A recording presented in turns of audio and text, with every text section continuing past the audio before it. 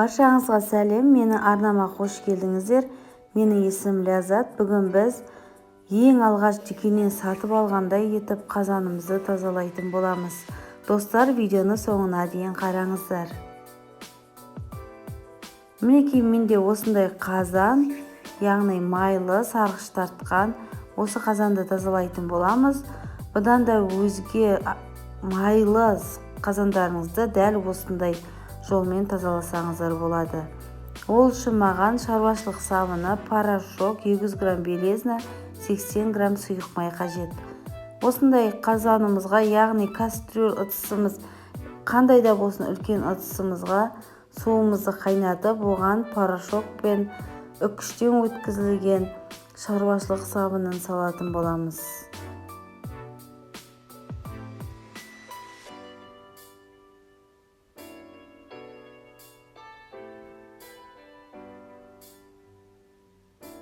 Суымыз қайнауға жақын қалған кезде оған ыдысымызды салатын боламыз. Ыдысымыз түгел батып тұру қажет, бірақ біздің ыдысымыздың шеті аздап басылмай тұр, сол үшін біз ауыстыратын боламыз.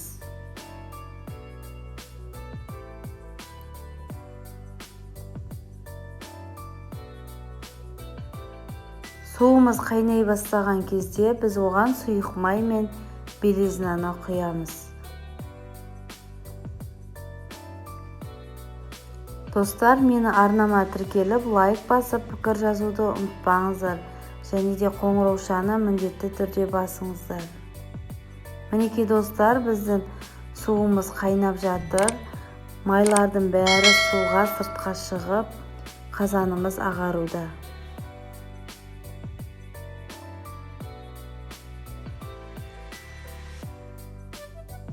Осылайша 40 минут біз қазанымызды қайнататын боламыз.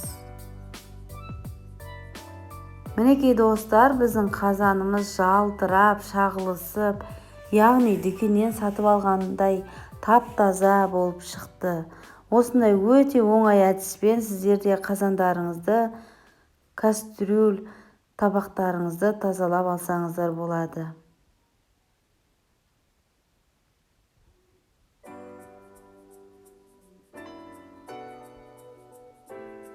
Қазанымыз өте әдемі, жалтырап, тап-таза болды. Келесі кездескенше сау болыңыздар.